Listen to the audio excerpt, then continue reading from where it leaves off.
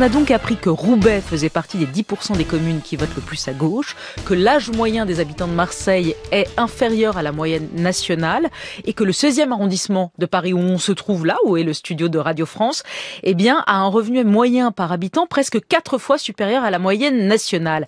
Mais à l'issue de ces 5 ans de travail et de recherche et de remontée de données, qu'est-ce qui vous a, Thomas Piketty, le plus surpris, le plus étonné? En un mot, le résultat le plus frappant, moi, auquel on s'attendait le moins, c'est peut-être que finalement la classe sociale, ou plutôt la classe géosociale, parce que ça inclut aussi la position dans le territoire, dans le système productif, et pas simplement la richesse en tant que telle, les deux sont importants, n'a jamais été aussi importante qu'aujourd'hui pour expliquer le vote. Donc au cours du temps, et en particulier au cours des dernières décennies, ça c'est vraiment le premier résultat frappant. En fait, la classe sociale n'a jamais été aussi importante. Donc c'est le retour de Marx, et quoi. À l'inverse, c'est le retour de Marx.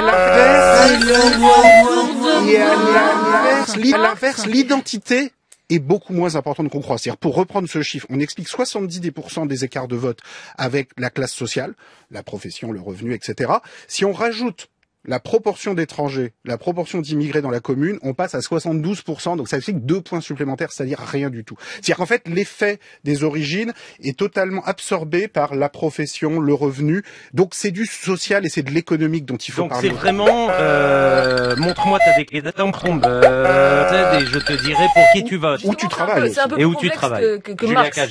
C'est un peu et où tu travailles. Que Marx. Et où tu travailles.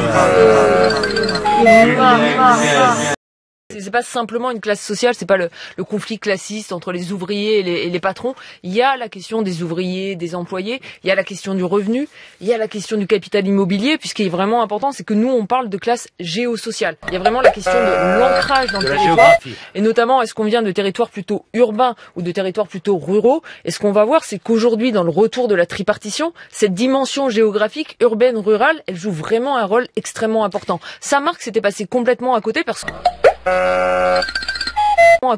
Marx a un mépris très fort des paysans.